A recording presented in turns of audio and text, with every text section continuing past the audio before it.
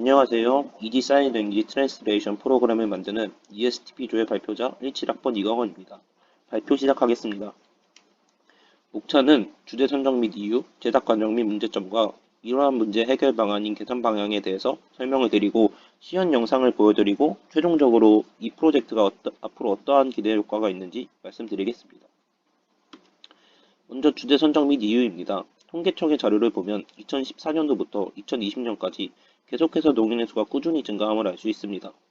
또한 이러한 농인분들이 집 밖에서 활동을 할 때 느끼는 가장 불편한 점으로 의사소통의 어려움을 꼽는다는 점에서 농인분들께 조그마한 도움을 드리고자 식당에서 사용 가능한 수어 번역기 주제를 선정하게 되었습니다. 다음은 제작 과정 및 문제점입니다. 먼저 데이터 수집 과정에서는 왼팔 오른팔에서 각각 63개의 키포인트를 추출하여 총 126개의 키포인트가 담긴 30개의 프레임을 직접 촬영하고 MPY 파일 형태로 저장을 했습니다. 이 데이터셋이 가지는 의미는 프레임 각각의 팔 손가락의 좌표값이 30개의 프레임으로 붙였을 때 한 단어에 대한 동작을 나타내는 것입니다. 처음 데이터셋을 수집할 때 저희 조는 AI 허브에서 제공하는 공공 수어 영상 데이터셋을 받아서 사용을 했습니다. 이 과정에서 두 가지 문제점이 발생하였는데 첫 번째는 데이터셋의 부족이었습니다. 많은 수어 영상 중 저희가 원하는 단어 영상이 부족하였습니다. 다음으로는 단어당 한 개의 영상만 제공하여 이 한 개의 영상으로 모델을 학습을 시키기에는 어렵다는 생각을 하였습니다. 저희에게 필요한 영상 데이터셋은 번역 시 한 사람에게 국한되지 않고 여러 사람에게도 보편적으로 적용시킬 수 있도록 하기 위한 여러 사람의 수어 영상 데이터셋이 필요했습니다. 두 번째는 동일하지 않은 영상 길이입니다. 단어마다 수어 동작이 일정하지 않았고 영상 길이가 달라지면 추출 프레임 개수도 달라지므로 데이터 학습을 시키기 위한 모델 인풋 데이터들의 크기가 서로 달라서 필연적으로 해결해야 할 문제였습니다. 이러한 문제들을 해결하고자 여러 방법을 시도해봤고 저희가 생각한 해결 방법은 다음과 같습니다. 먼저 데이터셋이 부족하다는 문제에 대해서는 웹캠을 이용한 직접 촬영이라는 방법으로 해결하였습니다. 국립수어원의 수어 영상을 참조하여 직접 촬영해 만든 데이터를 어그멘테이션하여 정면에서만 찍은 수어 영상이 아니라 좌우 시프트 또는 약간의 로테이션을 주어 데이터셋에 약간의 다양성을 주었습니다. 다음, 동일하지 않은 영상 길이에 대해서는 직접 데이터셋을 촬영하여 영상을 하나씩 확인하여 불필요한 부분을 없애고 코드 내에서 추출 프레임 개수를 중간 지점으로부터 범위 30개로 제한하였습니다. 이를 통해 학습을 위한 입력 데이터의 크기를 갖게 할 수 있었습니다. 다음은 데이터 학습 과정입니다. 이전에 키포인트를 수집하여 저장한 MPY 파일을 불러와 입력 데이터로 사용하였습니다. 영상을 입력 데이터로 사용하는 특성상 C계열 데이터 학습에 효과적인 LSTM 모델을 사용했습니다. 다음으로 식당에서 자주 쓰이거나 필요한 요구사항 문장들을 선정하여 문장의 단어들을 인풋으로 하여 문장의 아웃풋 값이 되도록 하는 분류 모델을 제작 준비하였습니다. 그 결과 예를 들어 우리, 주문, 음식, 확인, 부탁이라는 5개의 단어가 번역이 되면 저희가 주문한 음식 부탁드립니다. 라는 문장이 출력되도록 하였습니다. 저희가 영상 데이터셋을 모델에 사용 가능한 인풋 데이터로 만들기 위해서는 수어 동작 시 팔의 움직임을 기록할 좌표값이 필요했습니다. 이는 구글에서 제공하는 AI 프레임워크인 미디어 파이프를 통해서 포즈, 핸즈의 키포인트 값을 추출하여 얻을 수 있었습니다. 얻어진 키포인트 값을 LSTM 모델의 인풋 데이터로 사용하였는데 LSTM이란 RNN의 특별한 종류로 순서를 필요로 하는 학습을 수행할 능력을 가진 모델입니다.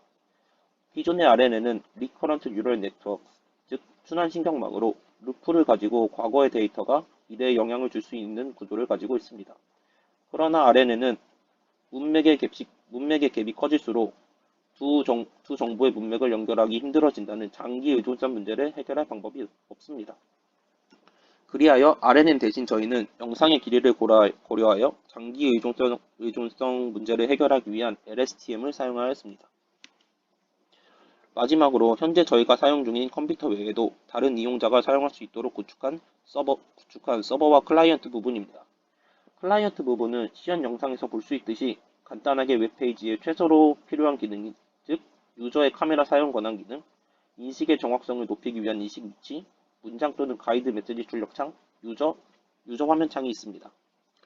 서버 측에서는 웹 서버를 적용하기 위해 먼저 틀을 구축할 파이썬 기반의 웹 프레임워크인 플라스크를 사용하였습니다. 이는 클라이언트 측으로부터 받아들인 데이터를 처리 및 단어 예측에 사용되는 서버의 틀을 구축했고, 이 플라스크의 클라이언트 측에서 서버 측으로 실시간 프레임 전송을 위한 소켓을 정의해야 했습니다. 파이썬 기반의 플라스크 소켓 IO 라이브러리를 통해 쉽게 클라이언트과 서버 사이에 이벤트 드라이븐 형식의 통신을 할 수 있도록 하였습니다. 활용 방안은 클라이언트 측에서 웹캠으로 받은 실시간 영상 데이터를 프레임 단위로 서버 측에 전송하면 서버 측에서는 30개의 프레임을 받아 한 단어로 결과를 도출하여 클라이언트 측으로 단어를 보냅니다. 만약 클라이언트가 원치 않은 인식 결과인 단어가 왔을 때 단어 삭제 버튼을 통하여 삭제를 할 수 있고, 그렇지 않으면 클라이언트는 계속해서 서버 측으로 이식을 진행하면 됩니다. 이후 단어를 모두 받으면 서버는 단어들에 해당하는 문장을 도출하여 클라이언트 측으로 보낼 수 있도록 합니다. 다음은 시연 영상입니다.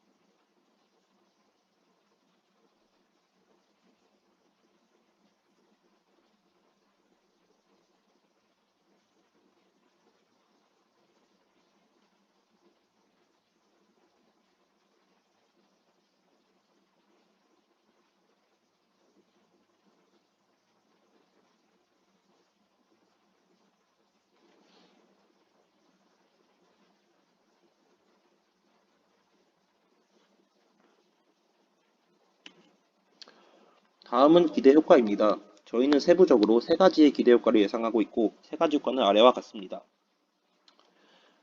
농인의 권리 보장을 위한 통역 서비스 실현 가능, 시공간 제약이 없는 수어 번역 서비스 제공, 한국어 외 다양한 언어권 적용 가능성입니다. 일반인들에 비해 의사소통에 어려움을 겪는 경우가 많은 농인분들의 아의 권리 및 편리성 증진으로 인한 삶의 질 향상 효과를 기대하고 있습니다. 다음은 시공간 제약이 없는 수어 번역 서비스 제공입니다. 이 프로젝트로 수어 통역사의 도움 없이도 언제 어디서든지 농인분들을 위해 수어 번역 서비스를 제공 가능하다는 장점이 있습니다. 마지막으로 한국어 외에 다양한 언어권 적용 가능성입니다. 학습 데이터를 한국어 수어가 아닌 다른 언어의 데이터로 준비한다면 한국어뿐만 아니라 어느 언어권에서도 서비스 제공이 가능합니다. 이상으로 마치겠습니다. 감사합니다.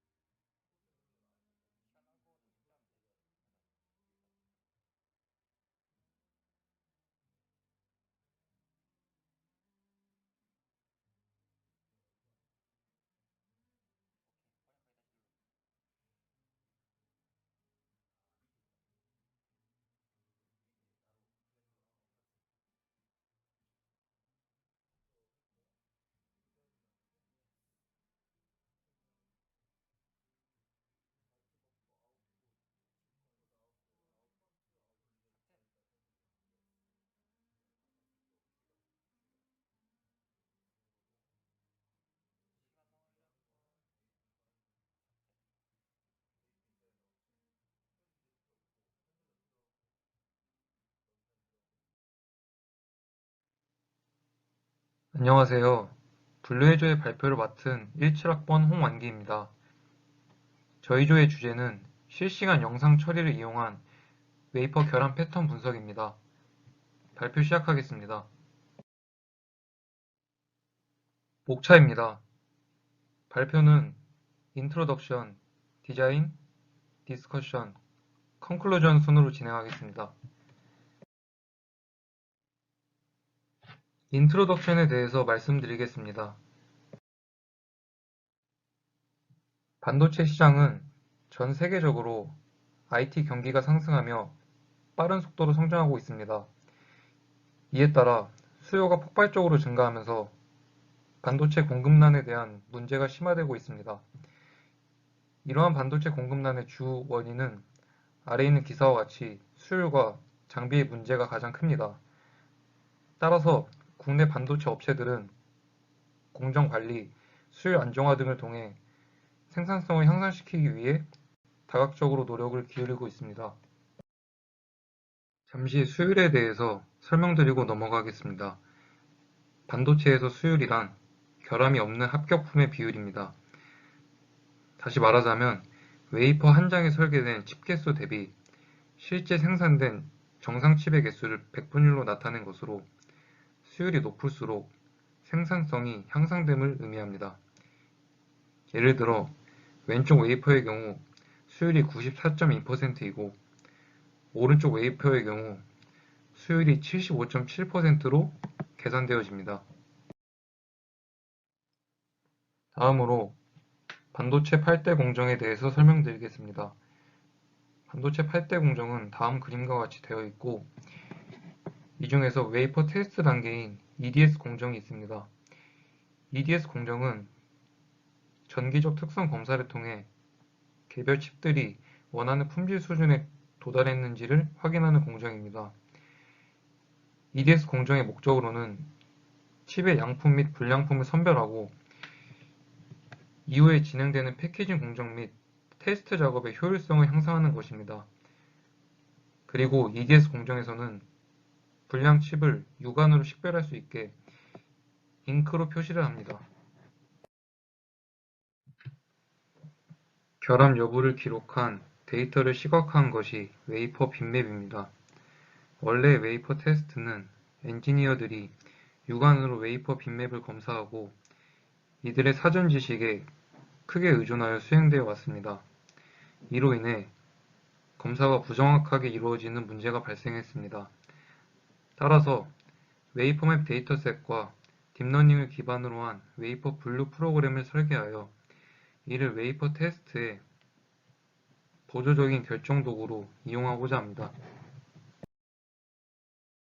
저희가 설계한 딥러닝을 기반으로 한 웨이퍼 분류 모델은 디펙트 패턴을 자동으로 분류하고 디펙트 분석 업무에 적용하여 분류 시간을 단축시킬 수 있습니다. 그리고 신속하고 정확한 원인 분석으로 인해 수율 향상을 기대할 수 있습니다. 저희 프로젝트의 플로우 차트에 대해서 간략히 설명드리겠습니다. 먼저 컨베이어 벨트가 동작하여 웨이퍼를 자동으로 이동시키고 웨이퍼가 카메라 인식을 위한 특정 위치에 도달하게 되면 컨베이어가 정지하게 됩니다. 그런 다음에 웨이퍼를 촬영하고 촬영물을 웨이퍼 분류 모델의 인풋으로 활용하여 웨이퍼 분류 및 수율, 불량 패턴 등의 특징을 추출하는 작업을 진행합니다. 프로젝트 디자인에 대해서 말씀드리겠습니다. 먼저 시리얼 통신에 대해 설명드리면 컨베이어 벨트는 아두이노로 동작시키고 분류 작업은 파이썬으로 진행합니다. 이때 분류 작업에 따라 컨베이어의 동작 여부가 결정되어야 하기 때문에 시리얼 통신을 통해 컨베이어 벨트를 제어하였습니다. 객체 인식 모델입니다. 실시간 디텍션을 하기 위해서는 적어도 30fps의 처리 속도가 필요합니다.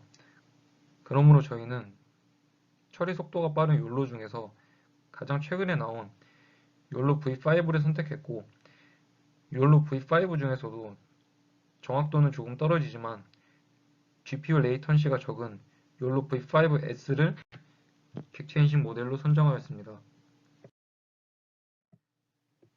다음은 데이터셋의 제작 및 학습입니다. 먼저 웨이퍼 데이터셋을 다음과 같이 제작하였습니다. 그리고 웨이퍼의 이미지를 학습시키기 위해 라벨링을 하였습니다. 라벨링 후의 이미지를 객체 인식 모델의 학습 데이터로 활용하여 가중치를 설정하였습니다. 객체 인식 모델을 학습시킨 후에 웨이퍼를 잘 인식하는지 테스트한 사진입니다.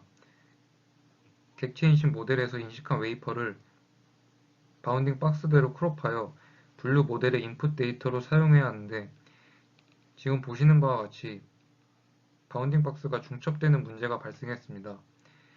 이를 해결하기 위해 NMS 알고리즘을 활용하였습니다. NMS 알고리즘이란 동일한 물체를 탐지하는 여러 바운딩 박스의 중복을 제거하는 알고리즘입니다. 사진과 같이 NMS 알고리즘을 수행하면 컨피던스 스코어가 가장 높은 바운딩 박스만 나타나게 됩니다. 컨피던스 스코어란 객체를 예측할 확률의 최대값을 의미합니다. 앞에서 말씀드린 바운딩 박스를 필터링하는 데 쓰이는 변수가 컨피던스 스레시홀드입니다. 아래에 있는 사진은 변수의 값을 바꿔가며 측정한 사진입니다. 컨피던스 스레시홀드를 0.25, 0.45로 설정했을 때보다 0.7로 설정하였을 때 바운딩 박스 중첩 문제가 해결되었습니다. 17학번 황성재 발표 시작하겠습니다. 다음 사진은 실제 동작 사진입니다. 휴대폰 카메라를 컴퓨터에 연동시키고 컨베이어 벨트가 동작하다가 웨이퍼가 카메라의 앵글에 담겼을 때 욜로 V5를 통해 웨이퍼를 인식하고 정지하게 됩니다. 인식된 장면에서 웨이퍼만을 크롭하여 딥러닝 분류 모델의 인풋으로 활용하고 출력된 값을 활용하여 도표 도식화하게 됩니다. 다음은 모델에 따른 분류 및 수율 결과입니다. 아래 표와 같이 CNN, 레지넷 50, 레지넷 101의 결과에 대한 빈도, 평균 수율을 나타내어 분석 데이터로 활용할 수 있도록 하였습니다. 이전 슬라이드에서 봤던 도표를 활용하여 그래프화시킨 모습입니다. 각 패턴에 대하여 모델들이 어떤 빈도를 나타내는지를 통해 모델의 성능을 평가할 수 있었습니다. 각 모델에 대한 정확도를 나타냈을 때 CNN은 86%, 레즈넷 50은 92%, 레즈넷 101은 89%의 성능을 나타내는 것을 확인할 수 있었습니다. 다음은 프로젝트의 한계점과 이에 대한 대안입니다. 우선 데이터셋과 분류 모델에 대한 문제점입니다. 데이터셋 자체의 분류값이 인간의 눈으로 식별했을 때의 분류값과 일치하지 않는 경우가 발생했으며 이를 통해 모델을 학습시켰을 때 테스트 데이터셋에 대하여 정확하지 않은 분류값을 도출해내는 경우가 발생했습니다. 하지만 이는 현업에서 실제 웨이퍼에 대한 데이터셋을 활용하여 학습을 진행했을 때에는 문제가 되지 않을 것으로 판단했습니다. 다음은 장비의 한계에 대한 문제점입니다.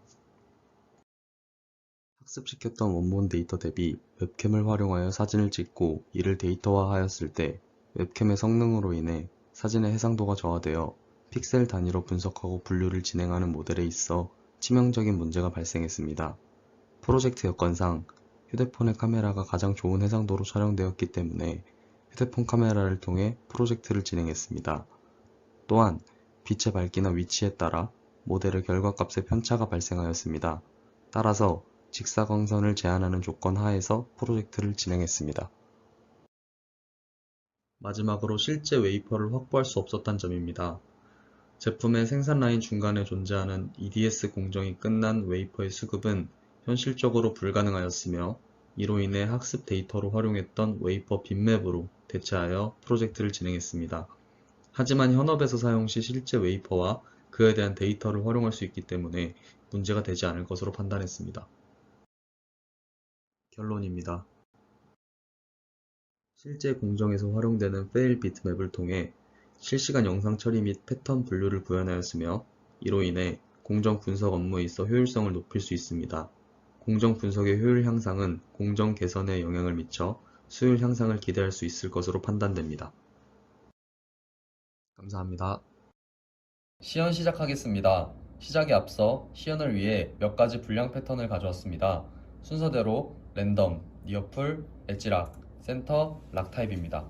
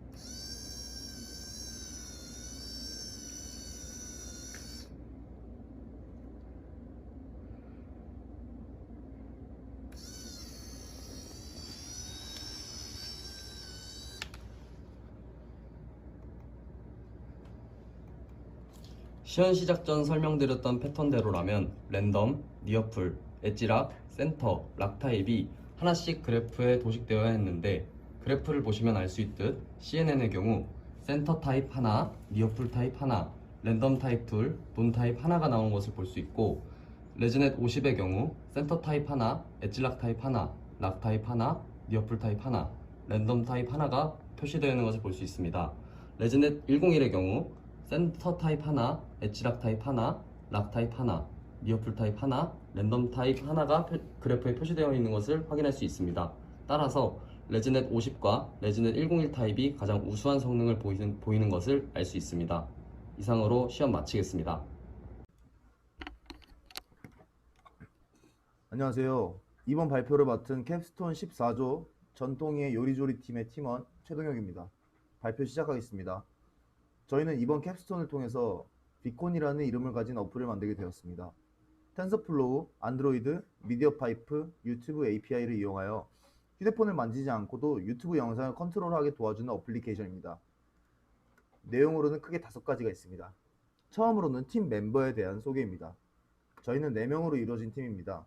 팀명은 전통의 요리조리이며 저장은 이정현이고 나머지 3명의 멤버는 김진만, 조시연, 최동혁으로 구성되어 있습니다. 이제 프로젝트에 대해서 구체적으로 소개를 해드리겠습니다. 프로젝트를 시작하게 된 배경에 대해서 먼저 말씀드리겠습니다. 우리들은 보통 유튜브 레시피 영상을 틀어놓고 요리를 하곤 합니다. 요리를 하다가 음식물이 묻은 손으로 영상을 제어해야 하는 경우가 불가피하게 생기게 되는데 그렇게 되면 손을 씻고 핸드폰에 터치를 한 후 다시 음식을 만지게 됩니다. 이런 불편한 과정들로 인해서 시간을 많이 소요하게 되고 자칫하다가 음식과 핸드폰이 접촉을 하게 되는 경우가 생깁니다. 그래서 생각을 한 것이 직접적인 터치를 하지 않고도 영상을 제어하는 어플리케이션이 있으면 어떨까라는 아이디어로 이 프로젝트를 시작하게 되었습니다. 프로젝트의 완성을 위한 목표는 크게 이렇습니다. 요리를 하면서 제스처와 목소리로 유튜브 영상을 컨트롤하기. 이 목표를 실현하기 위해서 저희는 중간 서버를 이용해 통신을 하는 시스템을 만들기로 생각을 했습니다. 안드로이드 스튜디오와 파이썬을 이어주는 중간 서버로서 와우자 플랫폼을 선택하게 되었습니다. 우선 안드로이드 내부 카메라를 와우자 서버의 RTMP 프로토콜을 이용하여 전송을 해줍니다. 그러면 와우자 서버에서는 RTMP 도메인에 접근을 해서 안드로이드 내부 카메라를 띄워주게 됩니다. 흔히 우리가 알고 있는 라이브 스트리밍 메커니즘과 같은 구조입니다. 그런데 여기서 큰 문제가 생깁니다. 와우자 서버를 통해 파이썬에서 영상을 읽게 되고 읽은 값을 토대로 리턴 값을 소켓 통신을 이용하여 안드로이드 측으로 다시 보내주게 되는데 여기서 약 6초라는 딜레이가 생기게 됩니다. 딜레이를 개선하고자 여러 방법들을 생각을 해보았지만 마땅한 방법이 없어서 저희는 서버를 과감하게 버렸습니다. 서버를 선택한 이유는 파이썬에서 제공해주는 미디어 파이프 라이브러리와 텐서플로우 라이브러리를 사용하기 위해서였습니다. 하지만 안드로이드 스튜디오에서도 텐서플로우와 미디어 파이프를 라이트하게 제공해준다는 소식을 듣고 익숙하진 않지만 다른 엔진들은 다 빼고 모든 작업을 안드로이드 스튜디오에서 하기로 결정을 하였습니다. 그래서 현재 저희의 완성본은 오로지 안드로이드 스튜디오만을 이용하여 설계를 하고 코딩을 하였습니다. 미디어 파이프 안드로이드를 사용하여 카메라를 입력받고 스레드를 사용하여 유튜브 API까지 같이 작동을 하게끔 합니다. 카메라를 디스플레이에 띄우지 않고도 백그라운드 내에서 동작을 할 수 있게 코딩을 하였습니다. 이 어플의 메커니즘에 대해서 설명을 해드리겠습니다. 어플을 실행시키게 되면 카메라는 어떠한 제스처를 입력받습니다. 그렇게 되면 제스처가 미디어 파이프로 들어가게 되고 텐서플로우에서 학습시킨 결과와 비교를 해줍니다. 음성인식과 관련된 결과 컷이라면 사용자의 음성을 입력받아서 그에 맞는 함수를 호출하게 되고 제스처와 관련된 결과값이라면 그 제스처에 맞는 함수를 호출해줍니다. 호출한 함수를 유튜브 API에 적용을 시켜주는 것이 이 어플의 최종 메커니즘입니다. 세 번째로 블락 다이어그램에 대해서 설명을 해드리겠습니다. 이 그림은 전체적인 블락 다이어그램인데 세부적으로 쪼개서 하나씩 설명을 드리도록 하겠습니다. 처음으로는 사용자가 마이크 혹은 카메라에 인풋 값을 주게 됩니다. 여기서 마이크로 받은 인풋 값은 안드로이드 스튜디오 내에서 제공해주는 안드로이드 스피치 모델을 이용하여 처리를 해주고 카메라로 입력받은 제스처는 미디어 파이프를 이용하여 처리를 해줍니다. 처리가 된 데이터를 함수로 전달을 해줍니다. 미디어 파이프, 안드로이드 스피치, 텐서플로우라는 툴들을 이용하게 되고 이 데이터가 음성으로 된 데이터인지 영상으로 된 데이터인지 구분을 해서 먹스에 데이터를 넣어주게 됩니다. 그렇게 해서 나온 데이터들을 순차적으로 어떠한 명령어인지 체크를 하게 됩니다. 체크가 완료된 데이터는 토스트 메시지에서 같은 데이터를 활용하기 위하여 스트링 형태로 바꿔주게 됩니다. 그러고 나서 명령어 적용부로 최종값을 보내줍니다. 마지막으로 명령어 적용부에서는 최종값으로 보내진 데이터들을 함수에 적용시켜서 디바이스에 적용을 해주게 됩니다.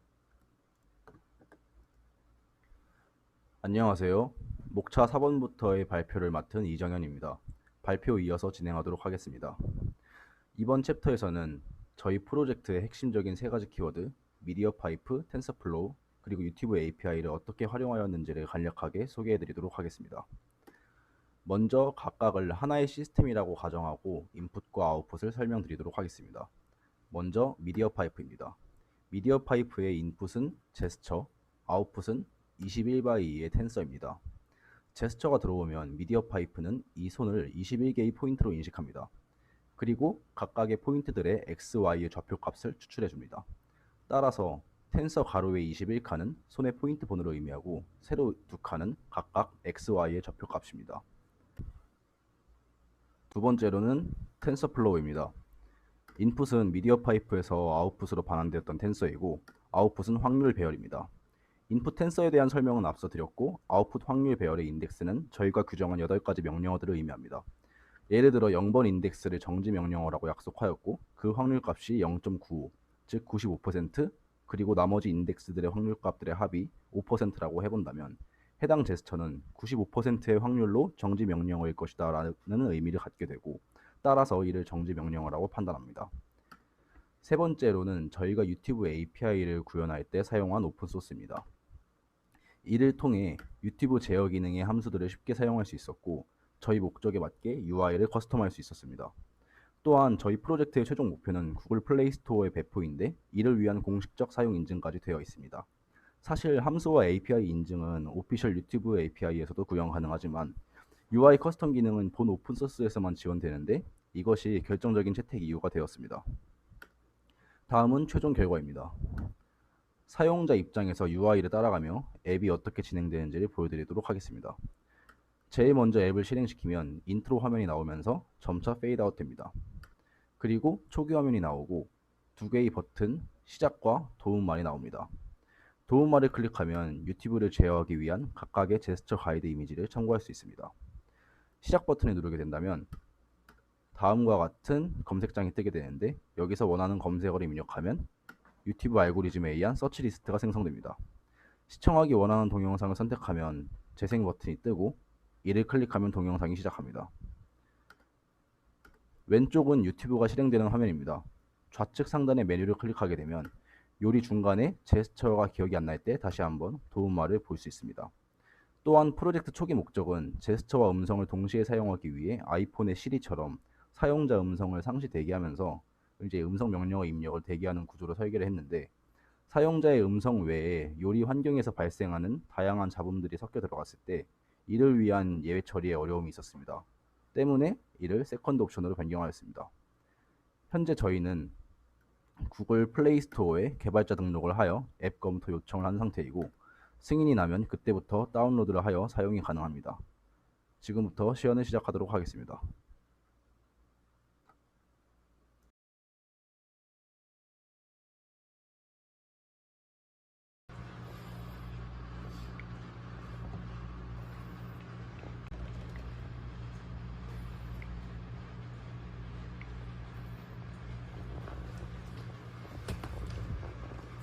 자, 오늘은 여러분의 참치를 모두 다 털어드리겠습니다.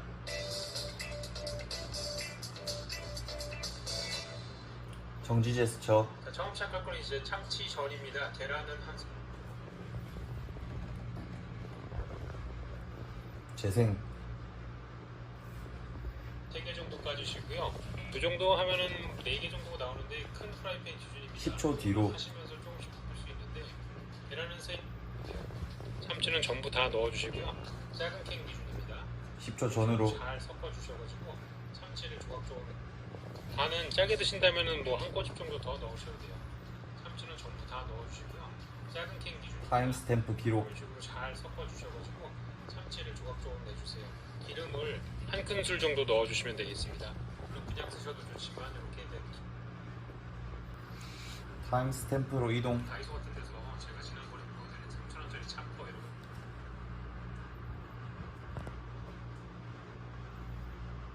조각조각 내주세요. 기름을 한 큰술 정도 넣어주시면 되겠습니다.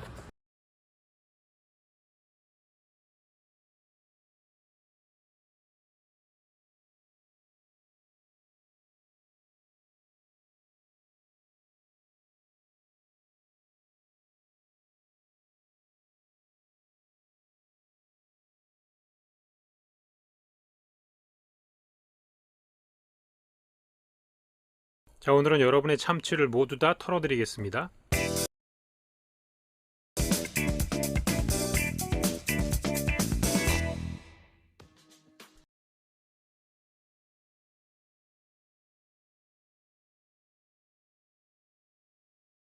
자, 처음 시작할 건 이제 참치전입니다. 계란은 한 3개 정도 까주시고요.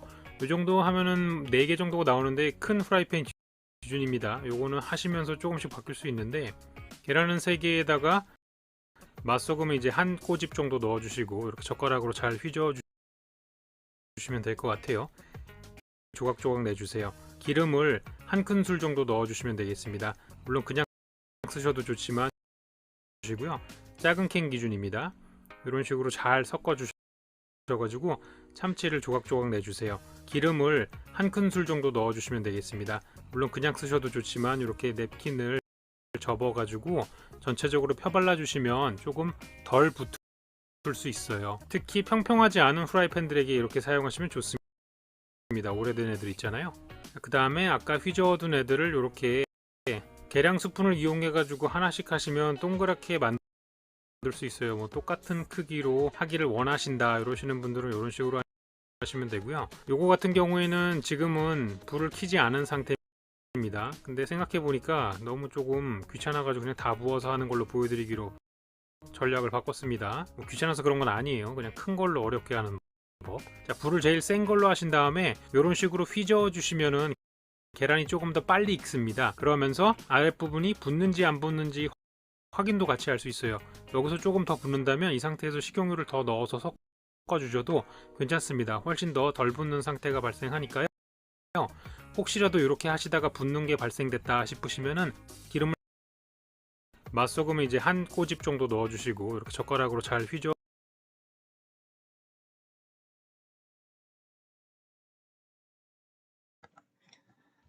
발표 시작하겠습니다. 저희는 발표자 유태영, 양원준입니다. 저의 주제는 신경망 학습 기반 RFID 송출 회로 설계 및 전자기 통합 해석입니다. 목차는 다음과 같이 설계 목표, 프로젝트 개요, 진행사항, 역할 분담 순으로 진행 후 마치도록 하겠습니다.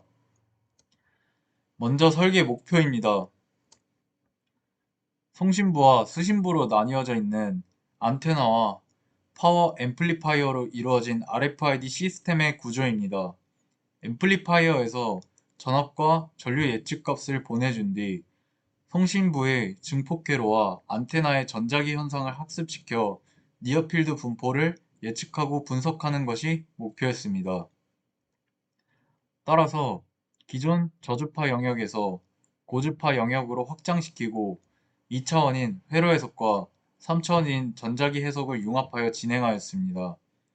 주파수는 RFID의 대표 주파수인 13.56MHz로 설정하였고 최종적으로 신경망 학습을 통한 회로 해석과 전자기 현상을 통합 분석하는 것이 목표였습니다. 지금까지 회로와 전자기 현상을 머신러닝을 이용하여 통합 분석하고 예측하는 시도는 없었기에 제안하는 모델의 가치가 충분히 가치가 있고 최초라고 자부할 수 있습니다. 다음은 프로젝트 개요입니다. 먼저 서킷 모델링에서는 회로를 먼저 선정하고 회로 소자값과 변수를 조정해주고 그에 따른 데이터를 추출하여 신경망 학습을 시키고 예측하였습니다. 후에 파워에 관한 전압과 전류를 전자기 모델링 파트로 넘겨주고 전자기 모델링 파트에서는 안테나 파라미터 그리고 넘겨받은 파워의 범위를 설정 후 HFSS를 통해 S11과 니어필드에 대한 데이터를 추출 후 신경망 학습을 시키고 예측하였습니다. 그래서 다음과 같은 회로를 설계하였고 이를 신경망 학습을 통하여 개인과 IC, 즉 전류에 대한 값들을 추출하였습니다. 마찬가지로 전자기 모델링 파트에서는 안테나 파라미터 값들과 넘겨받은 파워 값들을 기반으로 학습 후 안테나 공진 주파수와 니어필드 전개 분포를 추출하였습니다. 다음은 진행 사항입니다. 먼저 서킷 모델링 부분에서는 13.56MHz RFID 증폭 회로 설계를 위해 공통 2m 증폭기 회로를 이용하여 만들었습니다. 이니셜 컨디션으로는 R1과 R2 그리고 커패시터들의 값을 고정시켜 두었습니다. 이렇게 한 이유는 주파수에 영향을 많이 미쳐서 상대적으로 주파수에 영향이 적은 RC와 RE로 변화값을 주어서 학습을 시키는 것이 조금 더 정밀하게 학습시키는 것이 가능할 것이라고 판단하여 진행하였습니다. 또한 중심 주파수가 13.56MHz에 오도록 설계하였습니다. RC 그리고 RE의 스텝으로는 20ohm으로 스텝을 주었고 프리퀀시의 스텝은 1MHz의 스텝으로 총 10,000개의 데이터셋을 얻을 수 있었습니다. 인풋은 2개, 히든 노드는 250개, 히든 레이어는 7개를 설정하고 아웃풋 노드는 1개로 전압이득과 전류를 예측하였습니다. 에폭은 500, 러닝 레이트는 0.001로 설정하였고 액티베이션 펑션은 스위시를 사용하였습니다. 트레이닝 타임은 약 1분 30초 정도로 나왔고 로스는 게인은 약 2.5 정도, IC 즉 정류는 10 정도가 나왔습니다. 신경망으로 학습시킨 결과 중 랜덤하게 2개를 뽑아서 매틀랩으로 그래프를 표현해 보았습니다. 왼쪽은 개인의 트레이닝 데이터 중 2개를 뽑았고 오른쪽은 테스트 데이터 중 2개를 뽑았습니다. 전류도 마찬가지로 각각 2개씩 뽑아서 그래프로 나타냈습니다. 위에 설명드린 각각 2개씩 뽑은 트레이닝 데이터와 테스트 데이터의 오차를 피스파이스와 프리딕션의 값을 비교해 보았습니다. 먼저 RC가 240ohm, RE가 260ohm일 때는 오차가 1% 정도로 나왔고 RC가 180ohm, RE가 200ohm 정도일 때는 약 2% 정도로 크지 않은 오차를 가진 프리딕션 값을 얻을 수 있었습니다. 오차가 충분히 적다고 판단하여 바로 안테나 쪽으로 데이터 값을 전달할 수 있었습니다. 다음으로 전자기 모델링 진행 사항입니다. HFSS를 이용하여 13.56MHz RFID 태그 안테나를 설계하고 안테나의 설계 변수들을 학습시켜 안테나의 반사계수인 S11과 니어필드 전개 분포를 예측하는 신경망 모델링을 진행했습니다. 설계 파라미터의 경우 도선의 길이를 9mm부터 10mm까지 0.2mm 스텝, 폭은 1.5mm부터 2mm까지 0.1mm 스텝, 주파수는 10MHz부터 20MHz까지 0.02MHz 스텝으로 했고, 턴수는 2턴, 커패시터는 4.28 나노페라롯으로 고정했습니다. 다음 그림은 S11 예측 신경망의 구조입니다. 3개의 인풋 노드와 1개의 아웃풋 노드, 250개의 히든 노드로 구성되어 있습니다. 인풋 피처는 길이, 폭, 주파수이며 아웃풋은 S11입니다. 하이퍼 파라미터는 스위시 활성화 함수 에폭 1000번, 히든 레이어 6개로 설정했습니다. 트레이닝 타임은 15분 24초가 소요되었고 MSE 로스는 0.001입니다. 학습 결과입니다.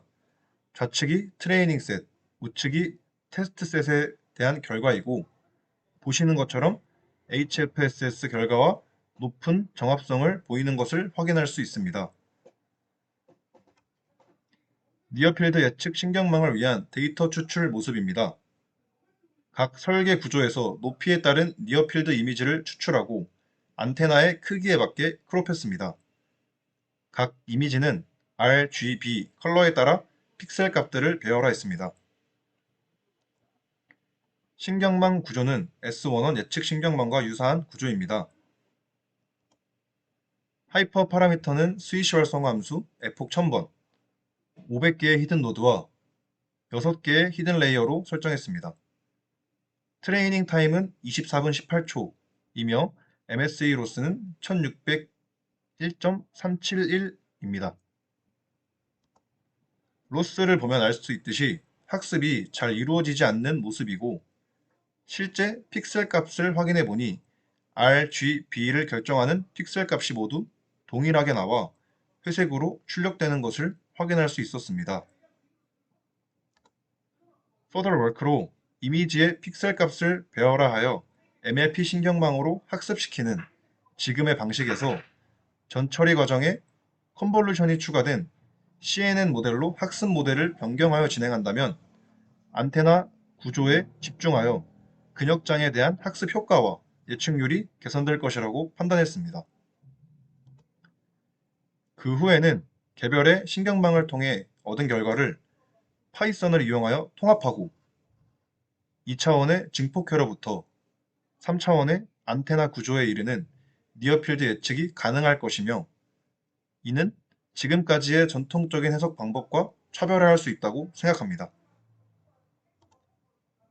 다음은 역할 분담 및 진행 일정입니다.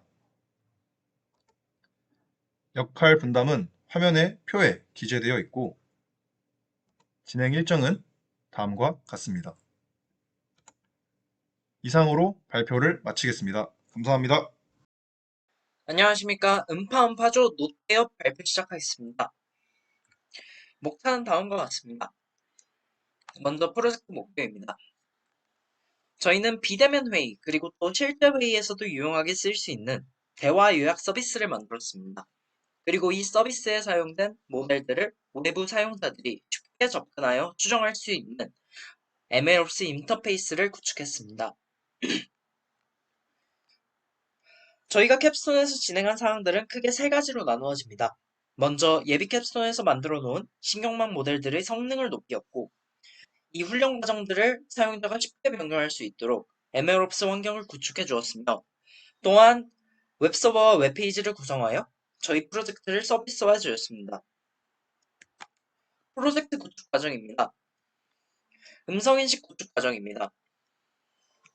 먼저 중간 발표 때까지 한 내용들을 정리해보면, 저희는 모델 입력에 대한 음성 프레임 수를 증가시켜 주었고, 입력 어그멘테이션을 증가시켜 입력 다양성을 증진했고, 마지막으로 음성 모델과 함께 언어 모델을 도입해 모델의 디코딩 성능을 높였습니다. 성능 향상 결과는 오른쪽 표와 같습니다. 많은 분들이 궁금해하신 음성인식에서 잡음 처리 방법입니다. 에서는 대표적으로 MTR과 스펙 어그먼트의 2가지 노이즈 처리 기법이 쓰입니다. MTR은 유튜브에서 잡음을 보완해 학습 음성에 더해주는 방식이고, 스펙 어그먼트는 마스킹 등을 사용해 음성을 변형시켜주는 방식입니다. 저희는 다음과 같이 세 가지 방법에 대한 성능을 평가해 보았고, 그 중에 가장 성능이 좋았던 스펙 어그먼트를 저희 훈련에 모두 사용했습니다.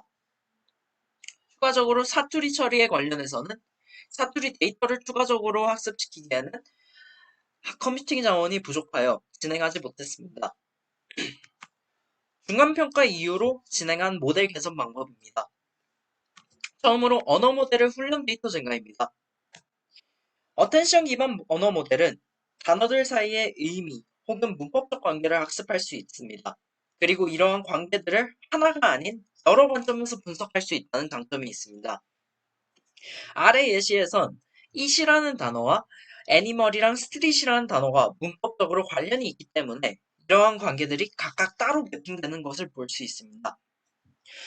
이 언어 모델에서는 이러한 상관관계들을 이용해서 다음 단어를 예측하는 데 사용합니다. 이 예시에서 보시게 되면 앞서 나온 단어들 중에 복수형의 단어가 하나도 없기 때문에 because라는 단어 다음에 they라는 단어가 예측되는 것보다 it이라는 단어가 예측되는 것을 언어 모델에서는 더 적합하다고 판단하여 예측합니다. 그렇다면 당연히 이러한 상관관계들을 더 잘 학습할수록 더 좋은 성능을 낼 것이고, 이러한 관계들을 더 많이 학습시키기 위해서는 더 많은 데이터가 필요로 할 것입니다. 그래서 저희는 저희의 언어 모델을 학습 데이터를 증진시키기로 하였고, 62만 데이터를 600만 데이터로 늘려주었습니다. 결과적으로 언어적 특성을 더 잘 파악하여 성능이 0.5%를 향상하는 것을 볼 수 있었습니다. 다음으로 디코더 구조 변경입니다.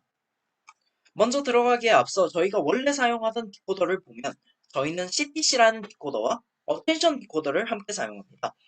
이 두 개의 차이점을 보면 CTC는 음성만을 가지고 다음 단어를 예측하는 반면 어텐션은 음성뿐만 아니라 이전에 예측되었던 텍스트 또한 사용해서 다음 단어를 예측합니다.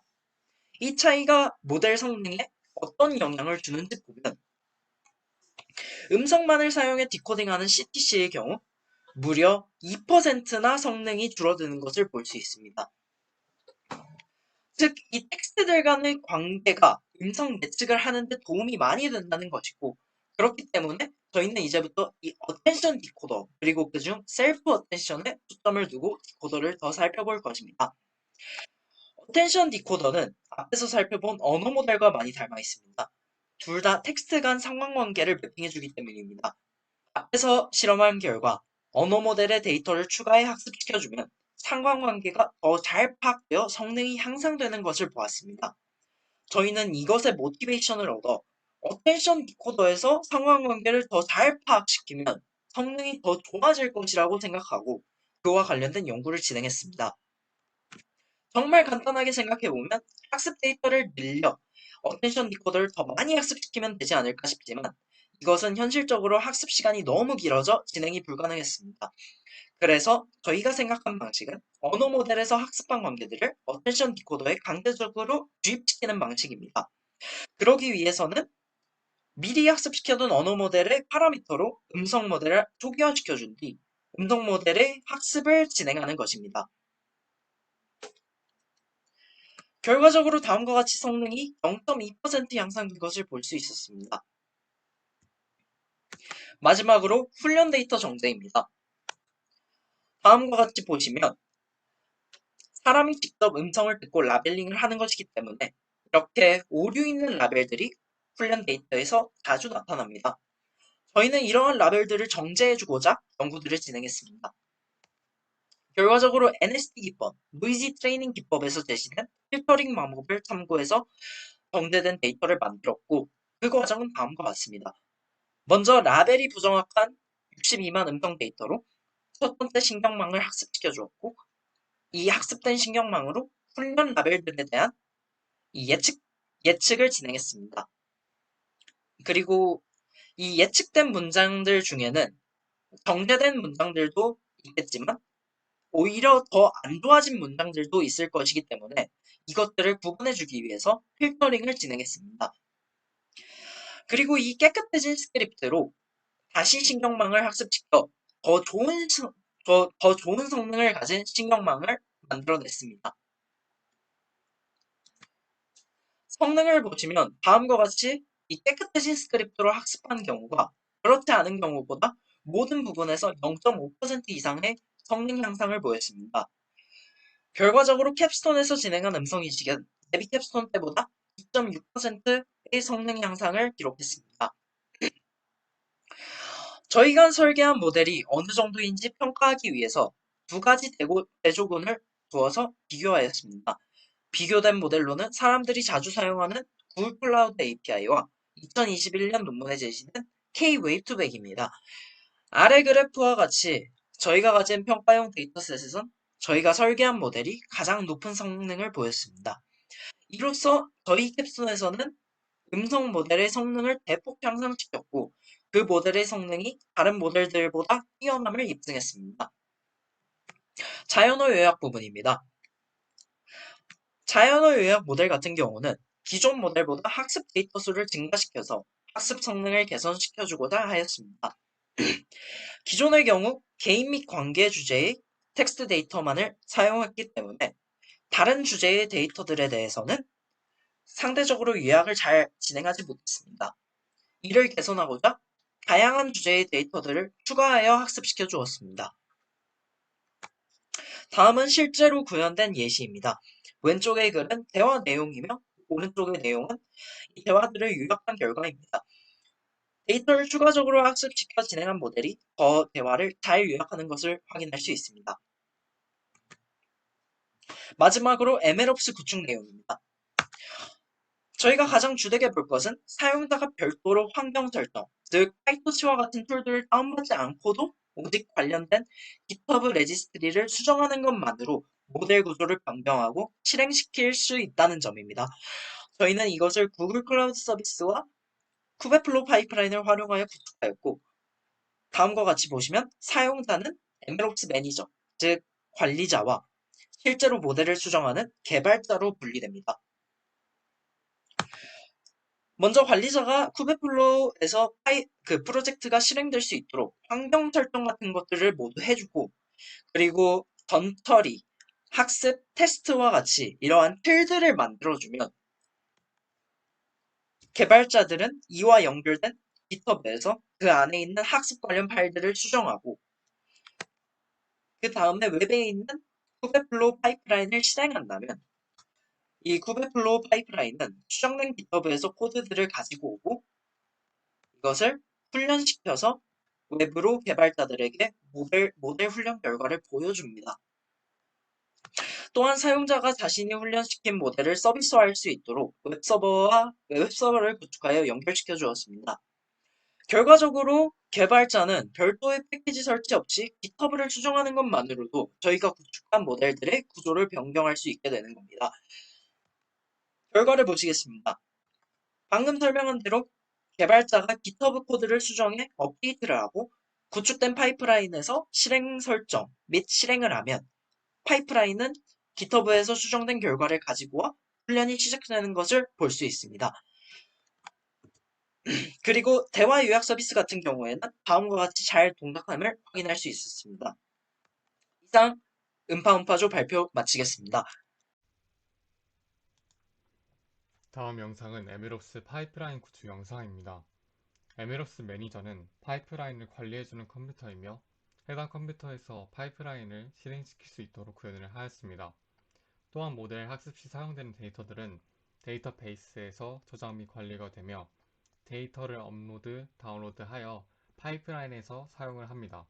현재는 프리프로세스라는 위치에 데이터가 없는 것을 확인할 수 있지만 파이프라인의 텍스트 프리프로세스 단계가 실행된 후 데이터가 데이터베이스로 업로드되는 것을 확인할 수 있습니다. 이제 파이프라인을 실행시켜 보겠습니다.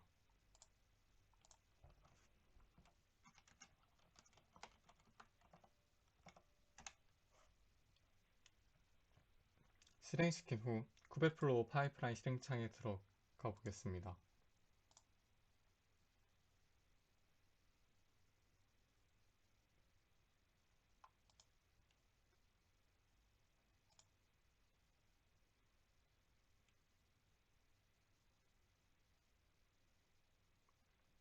현재 파이프라인이 각 단계별로 실행되고 있는 모습을 확인할 수 있습니다. 구성된 파이프라인의 개수는 총 5가지 단계로 구성되어 있으며 스피치에 대해서 3가지, 전처리, 학습, 예측, 그리고 텍스트에 대해서 2가지, 전처리, 학습 이렇게 구성이 되어 있습니다. 각각에 대한 파이프라인에 대해서의 실행은 로그스를 통해서 확인할 수 있으며 이제 스피치 프로세스 단계가 다음과 같이 잘 전처리한 것을 확인할 수 있습니다. 그 다음인 스피치 트레이닝 단계도 현재 진행되고 있는 것을 확인할 수 있습니다.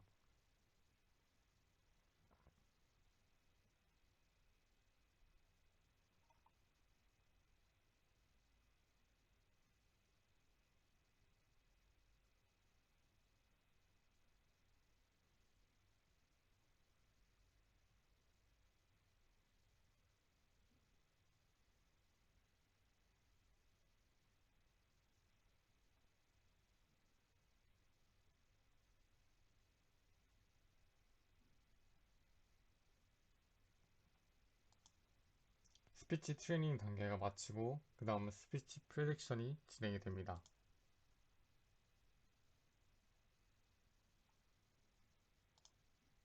예측이 된 스피치, 즉 스피치에서 텍스트로 변환이 되고 그 텍스트에 대해서 전처리를 진행을 하게 됩니다. 텍스트 프리프로세스 전처리가 완료됐음을 확인을 하였습니다. 앞서 말씀드린 프리프로세스 디렉토리 들어가서 확인을 해보면 현재 텍스트에 대해서 전처리된 데이터가 다음과 같이 잘 저장된 것을 확인할 수 있습니다. 이로써 데이터베이스와 잘 연동되는 것을 확인할 수 있습니다. 마지막 단계인 텍스트 트레이닝도 다음과 같이 현재 진행 중인 것을 확인할 수 있습니다.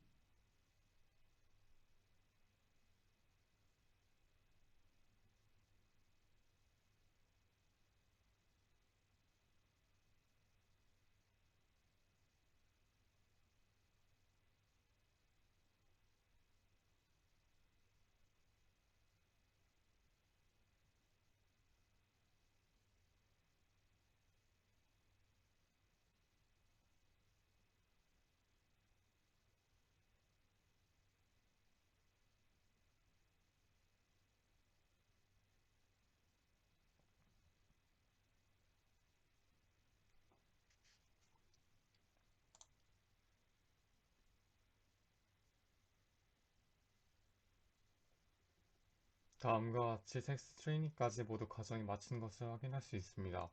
학습된 모델의 결과에 대한 파일은 데이터베이스에서 역시나 확인할 수 있습니다.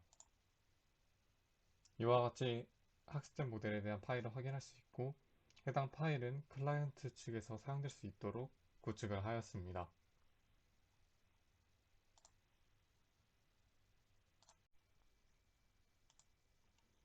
각 파이프라인 단계에 대한 수정은 GitHub 레파지토리를 통해서 수정을 할 수 있도록 구축을 했습니다.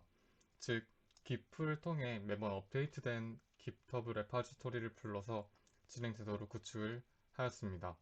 네 번째 단계인 텍스트 프리프로세스에 추가적으로 프린트 코드를 넣어서 잘 기플이 되는지 확인을 해보겠습니다.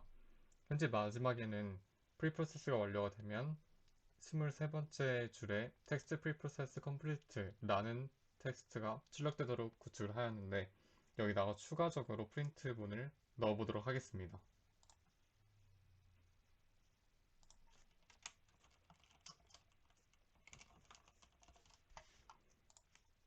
다음과 같이 추가적으로 프린트문을 넣고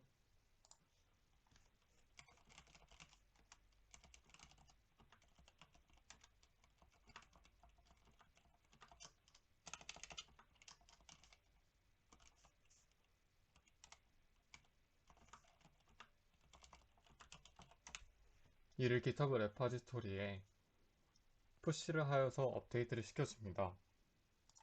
이 업데이트된 내용을 반영을 하는지 확인해 보도록 하겠습니다. 업데이트를 시켜준 후 파이프라인을 다시 실행을 시켜보면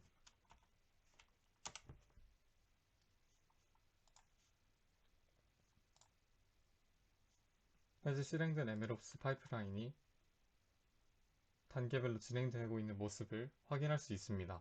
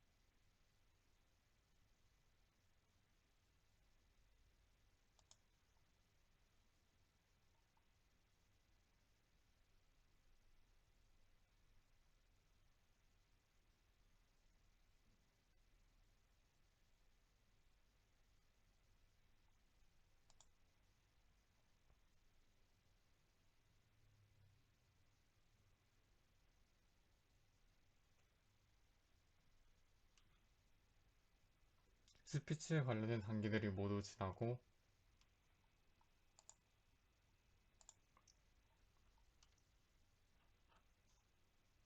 텍스트 프리프로세스 단계를 확인해 보면 아까 변경된 내용이 반영이 됐음을 확인할 수 있습니다. 이렇게 각 파이프라인의 단계들은 도커의 컨테이너로 구성이 되어 있어서 서로 독립적인 환경을 구축을 할 수 있고 환경의 제약을 받지 않으며 또한 각각의 단계별로 GitHub를 통해서 공유하여 코딩을 하여 그 변경된 내용을 바로바로 업로드를 하여 업데이트를 할 수 있다는 점 확인해 주시면 됩니다. 이렇게 MLOps 환경을 구축을 완료를 하였습니다. 다음은 클라이언트에게 제공해줄 웹서버 시향 영상입니다. 웹서버는 MLOps로부터 학습이 된 모델을 가져와 사용자들에게 제공해주는 구조입니다.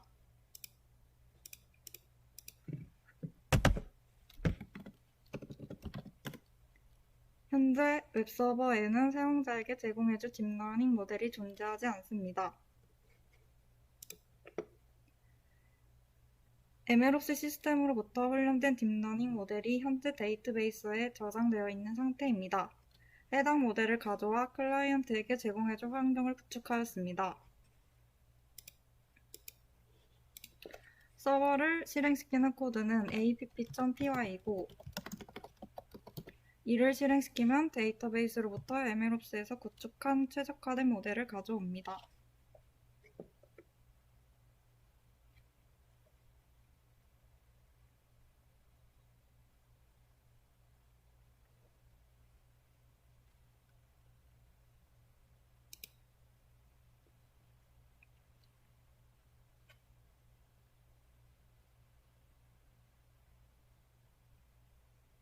app.py 실행 후에 모델 폴더 안에 데이터베이스로부터 모델이 다운로드 된 것을 확인할 수 있습니다.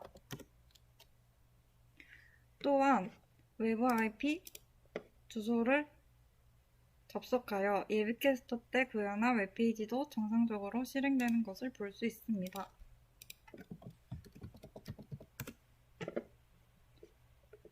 음성 파일을 업로드하여 음성 내용을 텍스트로 변환시켜 줍니다.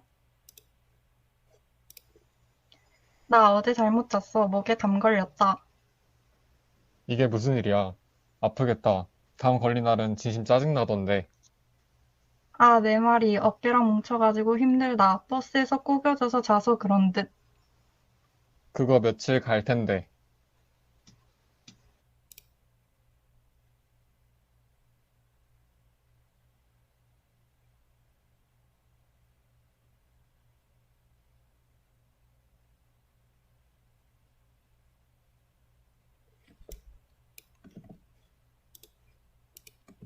변환된 텍스트를 요약해 줍니다.